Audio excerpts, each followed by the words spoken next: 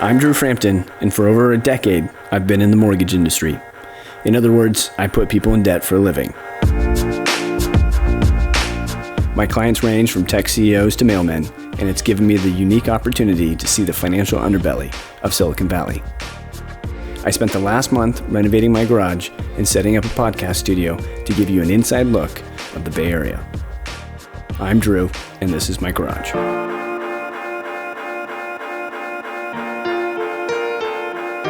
What's up, everybody? Drew Frampton. We're here in my garage. We're talking about personal finance. I've got Devon Sheldon on the show here. And I wanted to bring him on. He is one of those guys who you put him in a situation, he can figure it out. In college, he kind of just strolled into DW Drums, a huge operation. All the big bands, big names use him. Dave Grohl, the drummer from Chili Peppers, Red Hot Chili Peppers, a bunch of other people, Rush, so on and so forth. Mm-hmm. And he walked in. You're a drummer yourself, is that right? Yep. Walked in, basically said, hey, give me a job during the summer, and he ended up redesigning their entire packaging operation, saving them hundreds, thousands, millions, billions of dollars. Billions. Yes. Yeah, billions. Also, you've redesigned a material company, a building material company in Thailand, is that right? Yep. And you work for DuPont today as a master scheduler. Perfect, yeah. Yep. Got it all right? Got it all right. Okay, cool. Thanks for being on the show. Really appreciate it. Yeah, thanks for having me. And you recently got married. I did. I got married June 2nd. Okay, well, congratulations. Thank you, sir. Appreciate it. So, one of the things that I always find really intriguing, personal finance, right? Mm-hmm. It's very personal. Mm-hmm. When you're single, you do your finances however you do it, probably a little bit simpler. Right. When you add in this additional person, Lauren, probably have to reshuffle a few things and redesign a couple of things. So tell me about that transition. Yeah, it's interesting. You have this very selfish, self-centered version of this is what I want to spend my money on and how I want to manage my life. And then you get married, and that gets doubly complex. You got to communicate, and it becomes a challenge. So I'm a very transparent person. Okay. At work or with personal finances or with my wife. And I kind of take the approach of saying, let's lay all of our cards down and let's get on the same page. All right. And one of the ways to kind of structure it, because I want to sort of use this example as a jumping off point, is when you're ever dealing with a situation, you kind of do the who, what, when, where, why, how.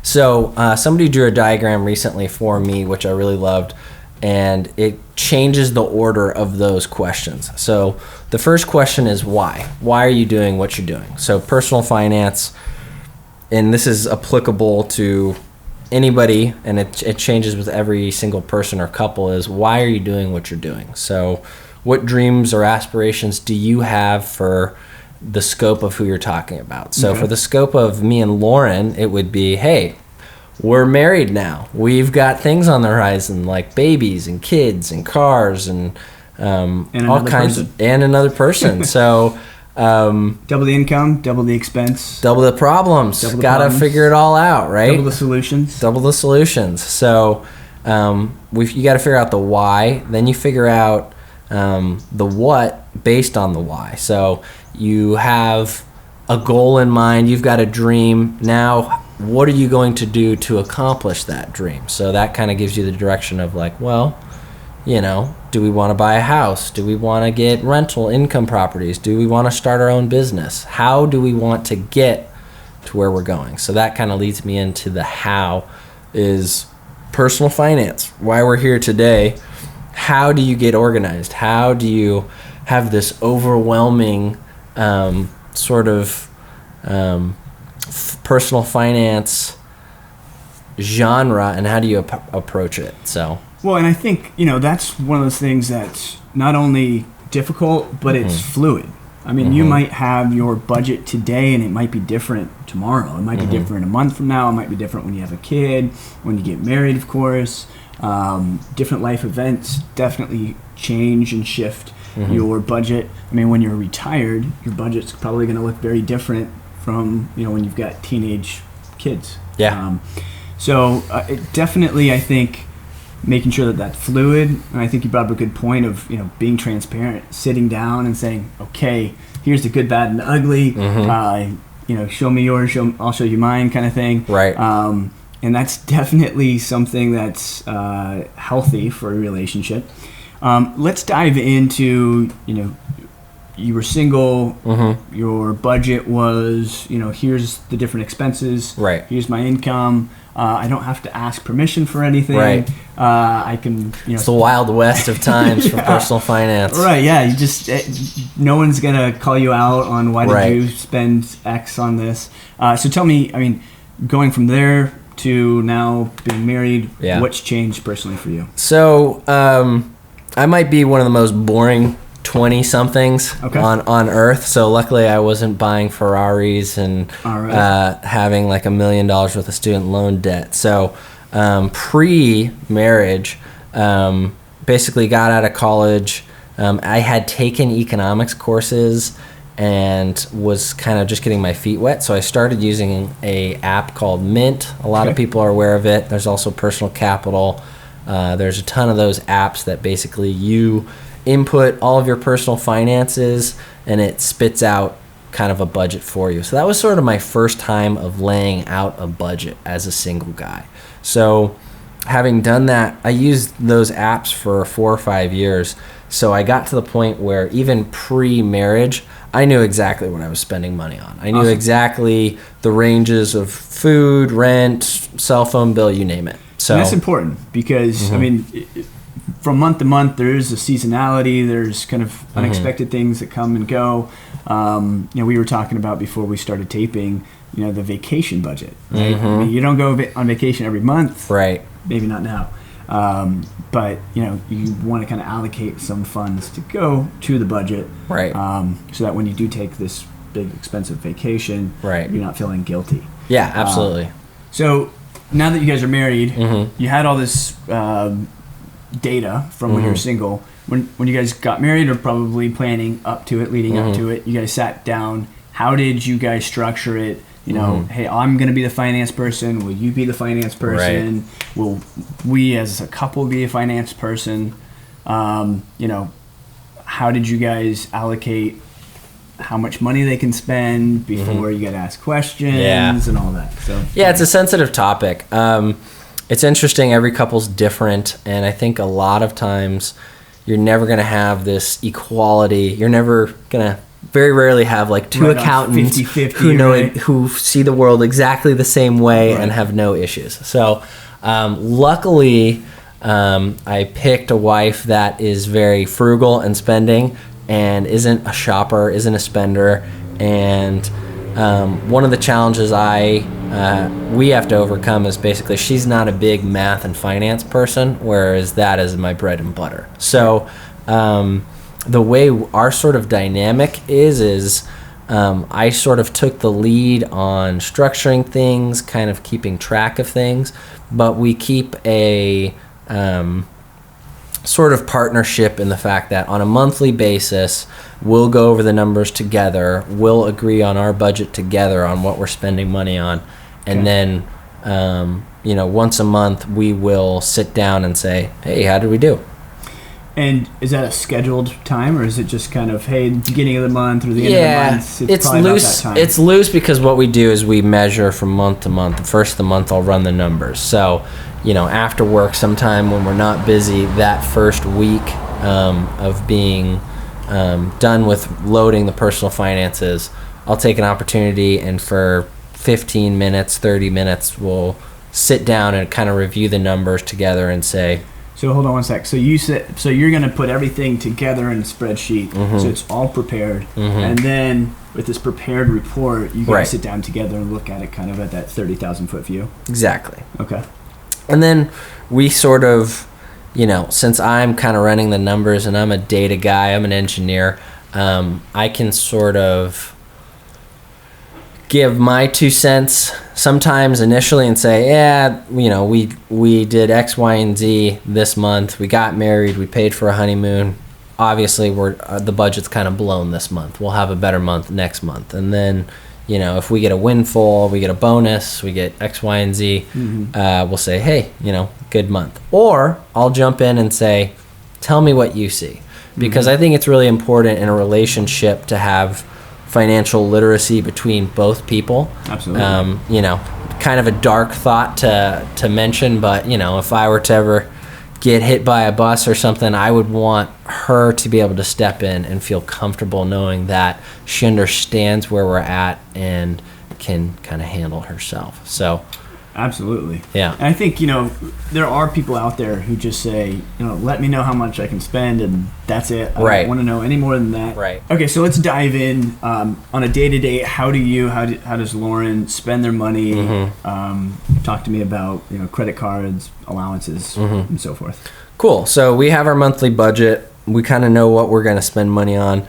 The way we sort of structured it is I don't, while I think having a budget is really important, I don't want there to be some sort of stress or to feel like there's like a rigid leash that one person has on the other in a relationship. So what we've done is we have sort of like a 3 credit card system. So we each have our both individual credit cards, and then we have a joint account for the majority of our spending. So the majority of our monthly bills, cell phone, internet, you name it, go to that one main joint account. And that has like a good rewards on it. So we're making a bunch of points for vacation or whatever.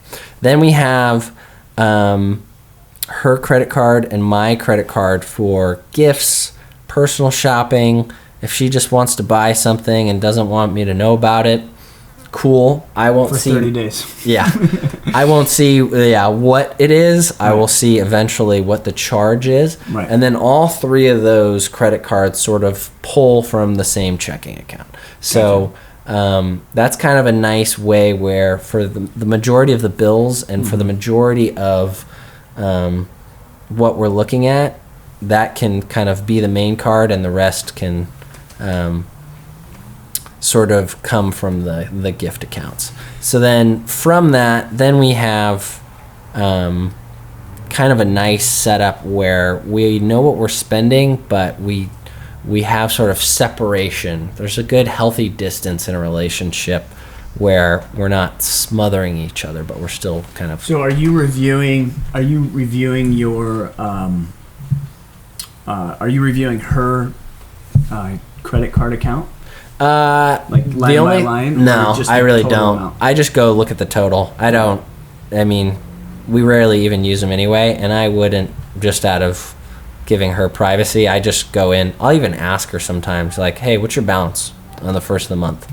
So then we can just input that into the spreadsheet and know how we're doing. And be done. And be done. Okay. So if it's, I'm assuming, if it stays within whatever the average amount is, no questions asked. Yeah. Hey, it's $2,000 higher. What did you buy? Yeah. I bought you a If $200,000's missing, I ask, where's the Lambo? Yeah. Gotcha. Okay. That seems pretty fair. Yeah. So basically, if I understand correctly, the way you guys have structured this, essentially, you've got your joint account that spends most of your guys' money, and that's for utilities and insurances and all the things that, as a couple you guys spend. Right. And then you each have your own personal credit card, and those are kind of like almost like a slush fund in a way, right? Like you're buying, lunches out and a few other things, but it's a much smaller balance on the end of the month. And it's supposed to kind of give a little bit of like privacy, so that you don't have to buy a gift and worry that the other partner is going to see the transaction and the history and the prizes. The surprise is going to be ruined, and or if she wants to buy whatever for her, a dress, a this, a that, and it's kind of baked into our shopping budget anyway, I really don't want to see it. I want her to have the mental freedom and stress-free to be like, I can pay for this and we don't have to kind of micromanage each other. Gotcha. So there is an allowance, and you guys each have a certain amount And maybe it's a rough approximation. Then it's kind of a rough approximation. Okay. I'll throw in a shopping budget, and some months we won't buy anything. Some months we'll buy, more than the budget, but I sort of factor it in so that I can get a good estimate for an annual. And then you divvy out, let's say for easy math, there's $1,000 on one of your guys' personal credit cards. You say, well, 500 of that was this shopping spree we went on, and you throw that under the shopping budget, or is it all under $1,000 went under the personal slush fund? So I don't really, we can get into sort of the granular how I'm looking at transactions later, but from my experience looking at those transactions for like 4 or 5 years, I kind of know just by experience what our budget is. I think a lot of people who are starting out, that's the hardest hurdle to get over. Sure. Is like, what do I spend on gas every month? I don't know how many times I fill up the tank of gas. I don't know how many dresses I buy per month. So how do I even get to a budget? How many dresses do you buy a month? More than I want to admit to. But eventually you get to a point where I have a level of comfort to know, like I know a good month from a bad month just by my own mental kind of keeping track of things. But that is a good point though to bring up, because that's one of the hardest things to do fresh out of college, is to start knowing what your budget is and how to keep track of it. Yeah, absolutely. Absolutely. Let's change gears a little bit. Let's talk about, as a couple, I know Brendy and I, I'm a big goal person, goal-oriented for sure. I love sitting down, it's almost an inside joke for the two of us, and talking about goals. For both of us as a couple and individually. And obviously, a lot of goals, not all, but a lot of goals have some kind of money aspect to them, and there's some kind of investment. And the longer you go out, obviously, there's more that has to do with money and the way you guys are going to spend your money and make your money and all the different things, right? So talk to me about how you and Lauren have done that. Well, it gets to like a philosophical, like, what do you want your life to be? What do you want that to look like? What's your goal? So an example for Lauren would be, she works as an occupational therapist right now, but she'll someday be an awesome mom. When that kid rolls around, she'd love to work part-time and then be and then do the mom for the rest of the time. So one of the hurdles that we'll have that's on the horizon is, let's cut her income basically in half. So less income. And then I've got a pickup truck that's got 275,000 miles on it, and eventually I'm going to have to replace that. So basically, the process is, where do you want to be, and what are the obstacles and hurdles on the horizon within the next, we honestly do the next few years, like, what should we be preparing for now so that when it comes, we're not stressed out about it. If my car breaks down, we're not going to stress like, oh, woe is me, I can't believe my car broke down. We're going to say, hey, we were prepared. Called our shot. Right. That's why we saved for a new car. So we're ready. He's an Eagle Scout as well, so he's always prepared. Yeah, be prepared. Okay, so you guys forecast out, plan out, get your goals as far as, Lauren's now going to work part-time. We're going to have a child in the next X amount of years. Obviously, to me, that's the most fun part of a budget. It's not very fun to pay bills, right? But for me, goals is huge. So planning out those goals, and then you guys walk me through the process. I'm assuming you kind of reverse engineer and say, okay, well, that's going to cost us blank. Right. And we've got X amount of years to make that money or structure our life that way. Right. So we'll do like our top 5 goals. So our top 5 goals, obviously, we already went over this. Her working part-time, kid, truck, you name it. And then we'll say... And then you put up like some savings accounts or like some kind of additional lines for that in your budget? Right. And so here's the interesting thing. It's not just like putting away the money, because putting away the money is easy.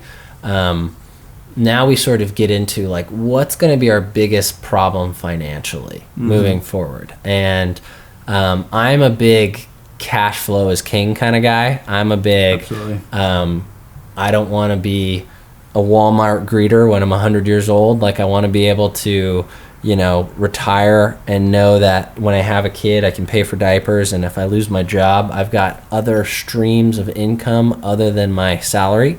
So I'm a big like income. We need to figure out a way. If Lauren goes part-time, how are we going to supplement that income, especially in the Bay Area where you've got one of the most expensive places on earth to live. Right. So that sort of has steered us towards, for the short time, being away from our own mortgage to income properties. Because if we buy income properties, then once that is paid for in full, that's a monthly income stream that we don't have to worry about. So doesn't matter whether we buy our own home or buy an income property. The problem is kind of the same, is you need cash to make these things happen, right? So we take a look at what we make minus what we spend, and then say, okay, this is how much cash per month we can generate. Right.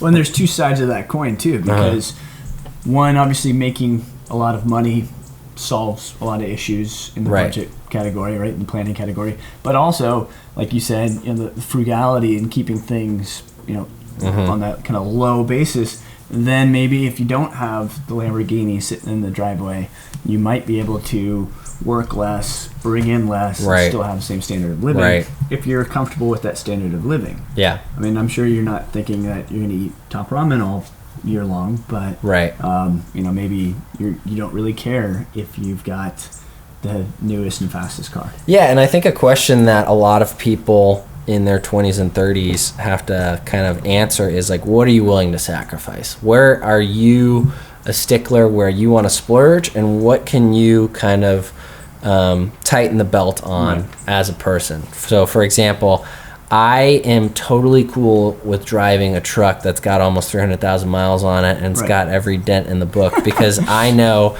that I can bump into something and not care. I can move my stuff. My car doesn't depreciate. It actually appreciates at this point in time. Yeah, and it's a truck, so it's got some utility. Yeah, absolutely. And you know, it's funny too, and that's a good point, is buying a new car is pure consumption, because your old car works just fine. And if it doesn't, then get a new transmission and keep driving it for another 100,000 miles. So, I mean, as long as people are aware that, oh, I need a new car every 3 years, okay, great.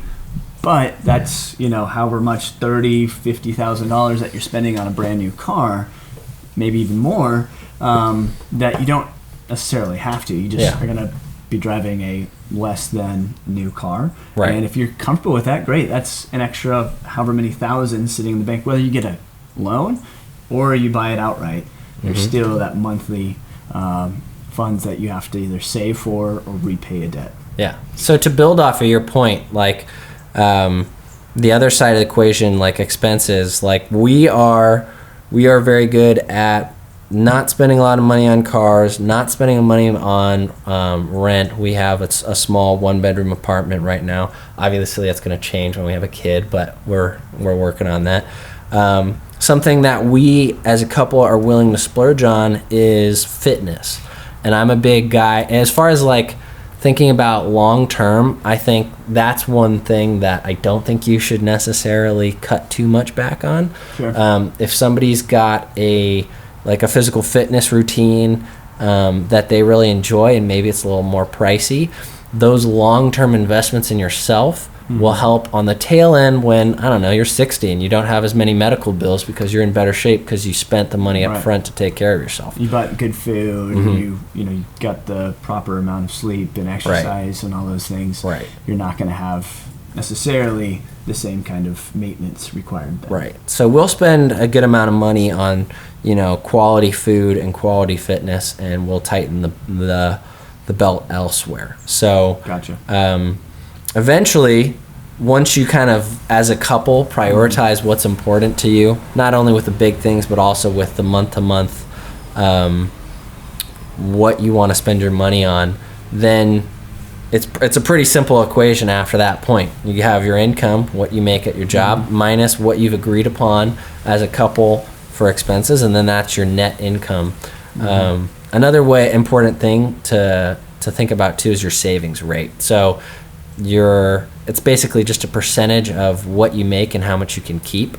So on a monthly basis, we make, for simple math, like $100. So if we make $100 and all of our expenses are $60 to live, to pay the bills, etc., and we have $40 over, then our savings rate is 40%. So on a monthly basis, what is that? I think that's important to know, just because if you've got a negative savings rate, you're probably not living within your means, right? And if you have a 100% saving rate, you can retire right now and you don't have to work. So it's important to just understand where you stand with that stuff. I'm looking up right now to see what the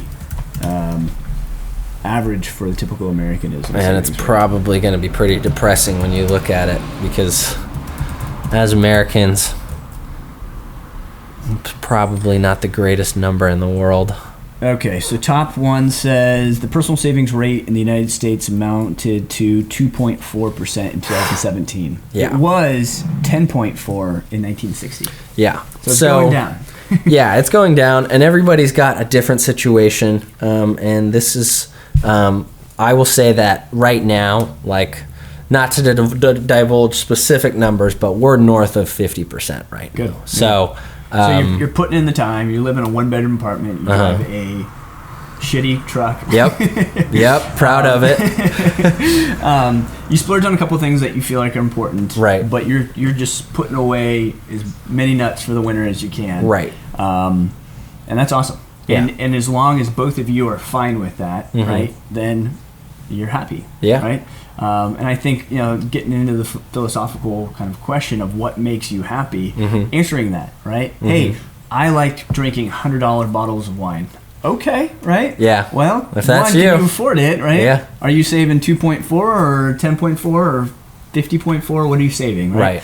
And living like that. But maybe you drive a really shitty truck, or maybe you live in a tent. I don't know. But keeping the things that you like in order, and everything else you can kind of let go. Well, and that's the foundation, because you start small at this granular level of saying the X's and O's of a specific month. Right. Once you're done with that, once you have your budget, once you know your income and know your savings rate, then it just becomes multiplication. Right. Then instead of doing a month, then you just multiply by 12 and say, well, how will we do in a year? And then where will we be in 5 years? Right. And then that sort of answers the harder question to answer is, are we on track to accomplish the things that we talked earlier about down the road? Right. If you multiply out for a year, then you can say, how many months is it going to take? If we can save, to use the example again, if we're saving $40 per month and we want to buy those 2 bottles of wine for $200, 40 times 5 months is going to be $200. In 5 months we can pay for that. Right. Or we could pay for it on a credit card. Right. And that's the thing people do. Yeah, this is the American way, is to put it on a credit card and then pay 20% a month. Well, and then what's crazy is you are part of that 2.4, and you're just weighing it, there's people that are in the negative and people that are in the positive, and we get to 2.4 on the Absolutely. average. So one thing that I think is interesting, and maybe we can just talk about this for a quick second. What I see a lot of is just in life, you get used to whatever is the status quo, right? And then it's not that exciting anymore. Right. And then there's like this next thing, this next level, and what happens is your budget continues to increase if you don't consciously look at that. Yeah, you need to trim the tree every now and then and say, is this reoccurring charge really worth it or not? Well, and I think, for me at least, one thing Brendan and I talked about that I think was interesting is I like nice clothes. I like, more quality clothes as opposed to quantity. But But there's so, I mean, I had probably 10 pairs of pants, and I wore 2. Right. Maybe 3. You know? So we just got rid of 70% of our closet. We spend more money per item, but we have less items now. It's crazy how not only is it cheaper for us, there's less loads of laundry, there's less space, so we don't need as big of a house. Because a couple of years ago we were talking about, gosh, we need to get a bigger house. We have this tiny 1950s home. We're in the garage. And the closets are small. We need to get a bigger house so we can get bigger closets. That's an expensive wardrobe if you're buying a house purely to build on your point too. And you're putting less stuff in a landfill. So we had the same economy. We had the exact same thing. I don't know was there a specific catalyst of a point where you said like, we're gonna start. Honestly, it wasn't even money. It was time for us. Really? Yeah, it was just folding more clothes and constantly having to put things in boxes because you expect, because we just just your average closet, and there's 2 people, and you've got your jackets, and I've got my work clothes and my weekend clothes and my athletic clothes, and I need those pants when I do my outdoors gardening or something. So you got all these little things, and you go, I don't really need half of this stuff. So that was the reason. It was mostly just time more than money. But as a byproduct, the money came. So our sort of like jumping off point to that was actually watching a documentary, and it was called The Minimalists. And I highly recommend it. They go to the extreme.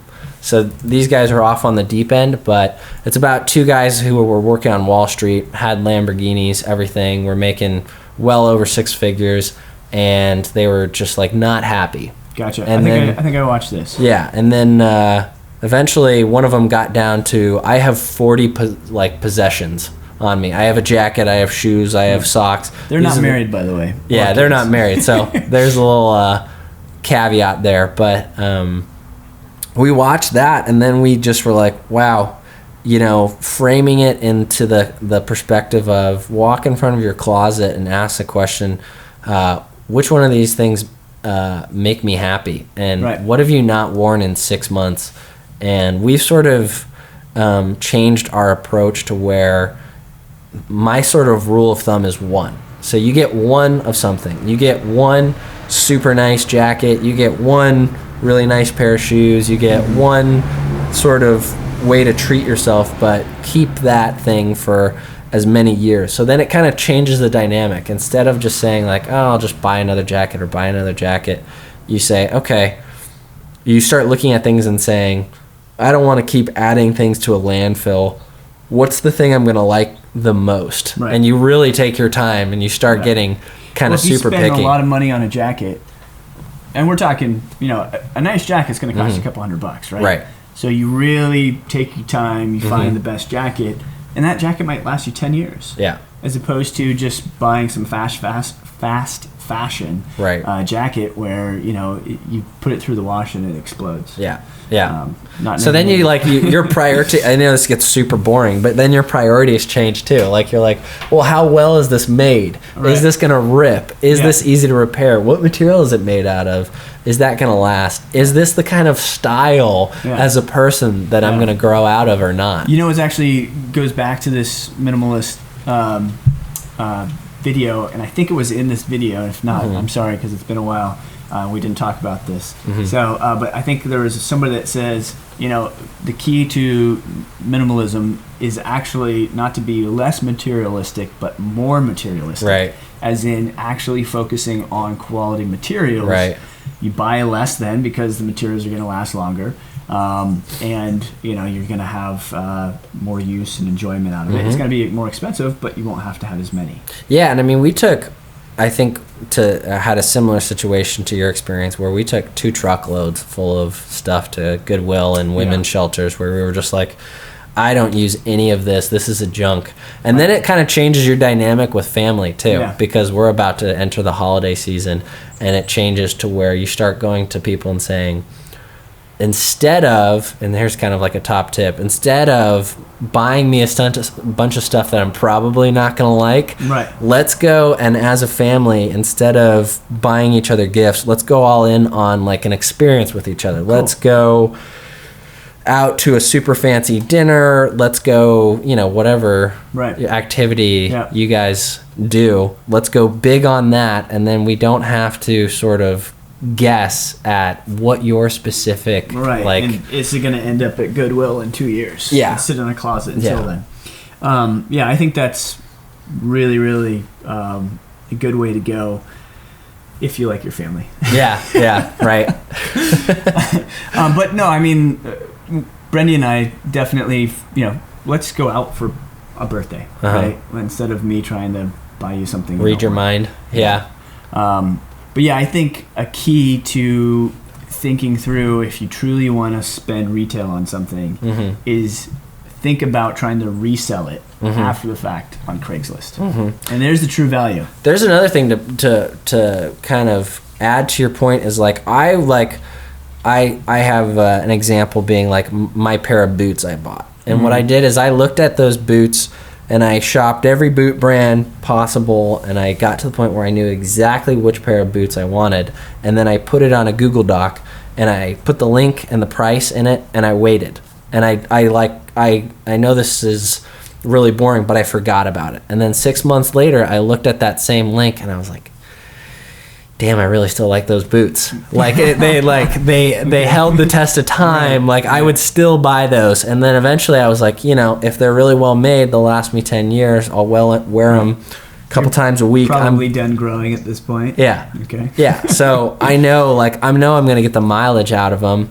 This is my one thing, and that's maybe a good like measuring stick. Right. And to add on top of that is then you wait for the sale. Then you're like, okay, I know I want this. It stood the test of time. Now I'm going to wait for this company to put on a sale. And not only am I going to get this expensive thing I want, I'm going to get it on a discount. Right. Yeah. And I mean, even if you've got plenty of money, I would suggest shopping at thrift stores and other places. Purely just the experience of realizing, okay, what is this piece of cloth that's been sewn in a foreign country really worth? So yeah, I think that's huge. Let's kind of wrap up and talk for a quick second here. So we've talked about goals, we talked about minimalism and materialism. I mean, for you guys, what's been maybe one thing that's just, oh my gosh, it's the absolute best thing that we ever did, or something that we did really poorly, and here's maybe the way we fixed it? Ooh, that's a good question. Throwing a curveball. That's a really good question. What's the best thing we ever did? I want to give a good answer to this. We really haven't had many super negative things. I'll say this is our super negative thing. Okay. And we won't. We may not disagree. We may, as a couple, disagree with this, but this kind of comes into the compromise thing. Yeah. So we talked about my truck recently and how I love having a crappy truck I can drive into a wall and not care. Right. And this goes into priorities. Right. Like Lauren, for example, had a 1993 Toyota Camry for 25 years. I mean, it stops becoming a financial decision, and eventually it started becoming an emotional decision. Like, I deserve this. Right. Like, I've had to go through the ringer to put up with this crappy car that always breaks down for a while. There's also sort of a feeling of adulthood. Like, I now feel somewhat embarrassed to show up to events or to have people in my car if it keeps breaking down and stuff. So one example is we recently bought a more newer car than maybe my personal taste. We bought, it was 2017 at the time. We bought a 2013 RAV4, and it was much more car than I ever wanted to buy. Right. But we sort of compromised, and I was able to kind of help her in the decision and shop for it and feel better. And, it's one of those things where you sort of measure out, is this going to help sustain this person? Like, you have to pick your battles in a relationship and a budget and say, this is obviously, even though I'm not a big car guy, to her this is important. To her, this is really going to make her happy. We can still afford it. It's not going to break the budget. And if it lasts, 10, 15, 20 years, it really won't in the long term be a bad financial decision, even though it feels like we're running like money off of a cliff to me. Right. So you have to sort of have this internal dialogue of what's important. So, yeah, there's a great, I think it's Louis C.K. has this stand-up joke about how he drives a fancy car. It's not extremely fancy, but it's a fancy car. And he says basically he could buy a Hyundai and, he'd have X amount of money and he could go and donate that. Right. And that car's great and would work just fine. Yeah. But he doesn't do it. Yeah. And so I think there's a lot of ways that you could either justify or not justify a car purchase. At the end of the day, there's always going to be some kind of compromise to say, this is what I want. Is it a little bit more than what's needed? You could take a bus to work. Yeah. I think, you don't need 2 cars necessarily. Maybe you only need 1. Right.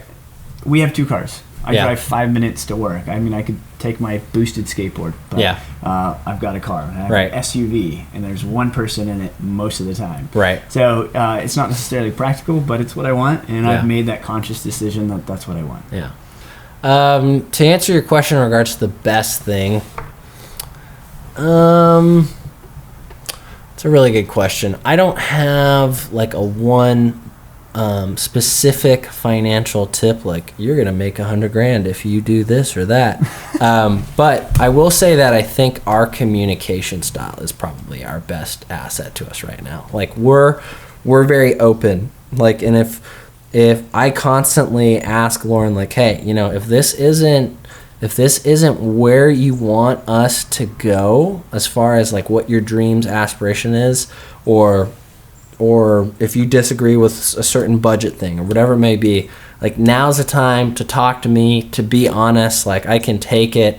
The truth is like, I think you and I have talked about this before. One of the biggest challenges is to any relationship or marriages, most people get divorced based on like finance is like number one. Right. So to be on the same page, finance and sex, get those 2 things right. So finance, like, I think it's super important to make sure that you're not being overbearing or like kind of bulldozing the other person to the point where they don't feel comfortable or they don't feel like they're a part in the picture or the decision making. So I think that alone is the one thing that I think makes me very optimistic for our financial horizon in the future, just because we know like we're both on the same page.